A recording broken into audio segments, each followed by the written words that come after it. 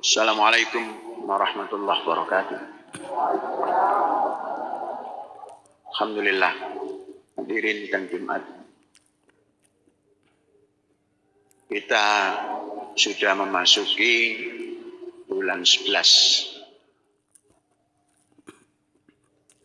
Dalam bulan 11 ini kondisi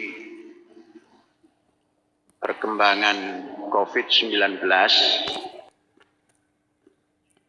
seperti meredah. Jadi angkanya kurang lebih 400 yang tertular baru. Kemudian angka kewafatan sudah masuk pada angka yang di atas 10. Maknanya sudah mulai landai. Namun banyak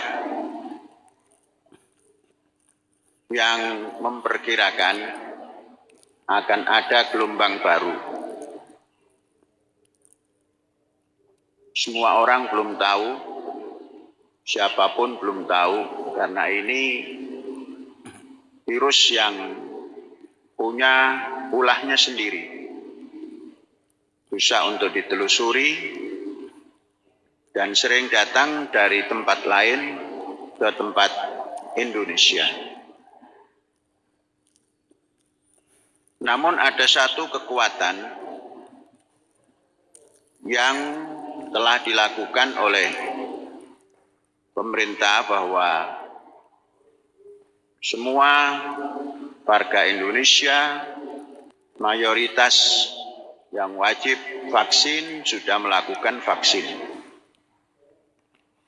Namun vaksin ini pun ada batasnya. Semakin tambah hari, daya tahannya semakin menurun. Artinya vaksin ini harus diulang-ulang. Sebagaimana halnya vaksin flu. Harus diulang-ulang untuk menghindari semua yang dikhawatirkan daripada COVID-19 itu. Oleh sebab itu, kita dalam bulan ini, kalau mengikuti kalender pembelajaran, ada masa cuti. Cuti belajar selama 1 bulan. Oleh sebab itu, kita akan pelajari. Jadwal cuti dimulai dari 25, kalau itu harus dilakukan. Kemudian nanti Januari awal sudah harus masuk. Saya nanti dengan majelis guru, dengan kepala-kepala sekolah dan dengan pelaksana penanggulangan COVID-19 di Ma'had kita ini akan mengadakan evaluasi tentang ketahanan kita, sekalipun sudah melaksanakan vaksin 2 kali, namun masih ada yang belum vaksin, yakni dari tingkat sekolah dasar kelas 1 sampai kelas 11 belum melaksanakan, atau kelas 12 yang belum cukup umur. Nah, nanti akan kita pelajari semuanya. Kalau memang sudah bisa pelajar umur 12 tahun ke bawah bisa divaksin, maka kita mencari vaksin. Kalau itu belum bisa, vaksin belum ada, ya kita mengadakan evaluasi terus seperti apa. Temanya adalah, mungkinkah cuti sekolah ini kita lakukan atau kita laksanakan, atau kemudian ditunda lagi. Nah, ini sedang kita bincangkan supaya kita tidak menyesal di kemudian hari. Mengapa? Karena bulan 11, bulan 12 ini banyak kegiatan yang kumpul-kumpul. Baik itu di bulan 12 ada tahun baru, di bulan 12 ada Natal, dan semuanya itu gerakan orang, penduduk di Pulau Jawa dan lain pulau, itu saling datang. Dari Jawa ada yang pergi ke luar Jawa, dari luar Jawa masuk ke Jawa, dari Jakarta ke Surabaya, dari Surabaya ke Jakarta, dan sebaliknya, dan terus begitu. Artinya ada gerakan massal, ada gerakan yang sangat masif sekali. Nah, ini nanti kita timbang, apakah cutinya diundur di bulan Januari umpamanya. Bagaimana nanti hasil daripada musyawarah kita semuanya. Ini semua adalah untuk mempertahankan keselamatan. Kita sudah bisa masuk mempertahankan sesuatu yang belum bisa dilakukan di luar, yakni pelaksanaan sekolah yang tanpa pelaksanaan jarak jauh. Kita hari-hari melaksanakan tatap muka di dalam kampus, terus kita evaluasi agar tidak terjadi penularan-penularan. Dan ini dalam tanda petik berhasil. Kita satu-satunya di Indonesia yang melaksanakan sekolah tatap muka dengan disiplin yang tinggi, dengan protokol yang baik selama musim COVID-19. Ini sesuatu yang patut kita syukuri. Kita tidak pernah berhenti melaksanakan sekolah tatap muka. Jadi tidak ada ketertinggalan daripada pembelajaran. Ini yang patut disyukuri karena memang kita mengikuti apa yang dianjurkan oleh WHO, apa yang dianjurkan oleh atau meniru tempat-tempat yang aman, dan kita lakukan. Tidak hanya di pendidikan saja, di lain-lain kegiatan. Kita bisa melaksanakan pendidikan tatap muka sepanjang musim COVID. Kita bisa melakukan pergerakan ekonomi sepanjang musim COVID.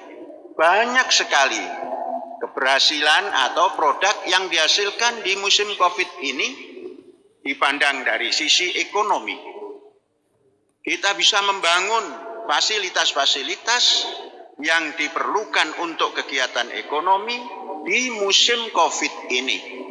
Kita bisa menyempurnakan penyelesaian pembangunan masjid di musim COVID ini. Nah, ini tidak berjalan di tempat-tempat lain. Mengapa? Karena kita memiliki satu lokasi, yang lokasi itu kita manfaatkan sepenuh-penuh manfaat, kemudian kita disiplin, kemudian kita mengikuti protokol-protokol yang telah ditetapkan oleh yang berwenang. Hadirin sekalian, oleh sebab itu, kondisi yang aman seperti ini patut dijaga. Jangan sampai nanti kita ngambil kebijakan, meliburkan anak-anak kita, kemudian pulang, kita sudah tidak bisa ngontrol lagi kecuali wali santri atau wali murid. Kemudian anak-anak juga umpamanya di tempat masing-masing itu tidak menjaga diri. Nah, kita khawatirkan ada hal-hal yang tidak diinginkan bisa terjadi. Nah, untuk itu jangan dulu berharap tanggal 25 itu sudah bisa dilaksanakan masa cuti itu. Mungkin ada cuti diundur Katakan umpamanya Januari, katakan kalau Februari, dan lain sebagainya. Nah, ini tentang masa cuti. Bukan berarti tidak ada cuti, tetap ada cuti. Cuma kita cari waktu yang tepat. Yang kedua, tentang pembangunan kapal. Kapal untuk mencari ikan. Jibril sudah mulai mengangkat dahulukan, yaitu papan-papan yang di luar masjid itu, yang habis dibelah kayu, itu diangkut ke Pantura. Mulai diangkut ke Pantura, diletakkan di tempat yang aman, yang terlindung daripada hujan.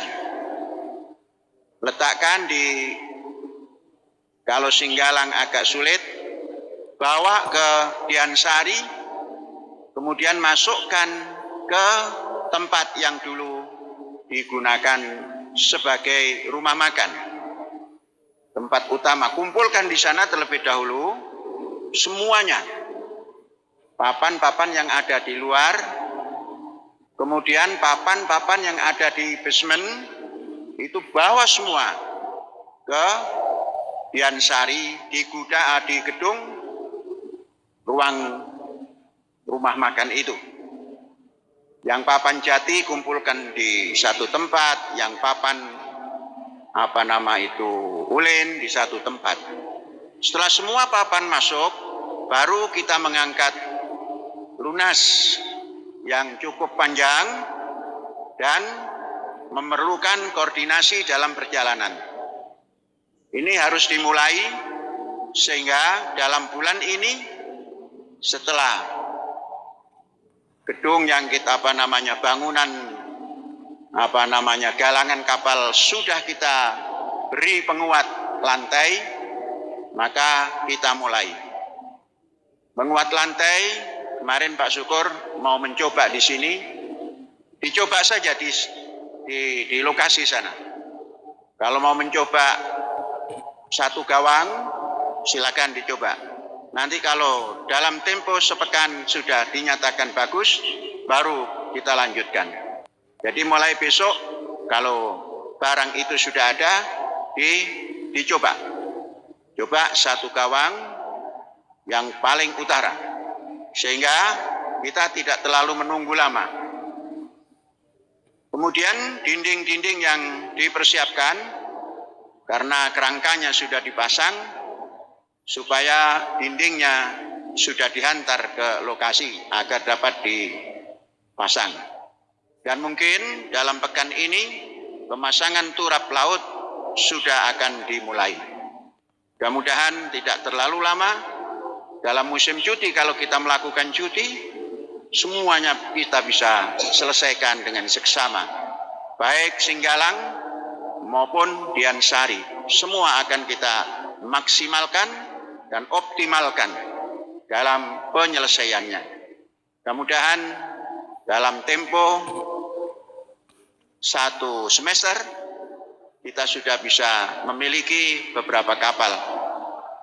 Dan kemungkinan juga kita akan memulai pelatihan-pelatihan dan kursus-kursus untuk mendapatkan sertifikat kelayakan melaut.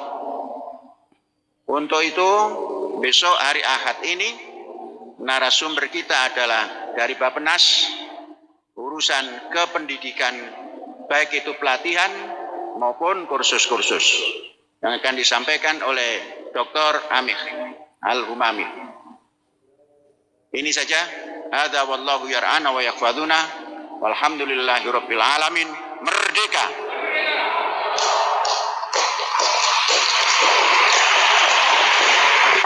Lima permohonan syarat gaib. 1 untuk Bapak Slamet Sudarsono bin Rasipan. 2 Reni Kurnia binti Udin. 3 Raden Rahani binti Jati Optikar Karaeng Naujung.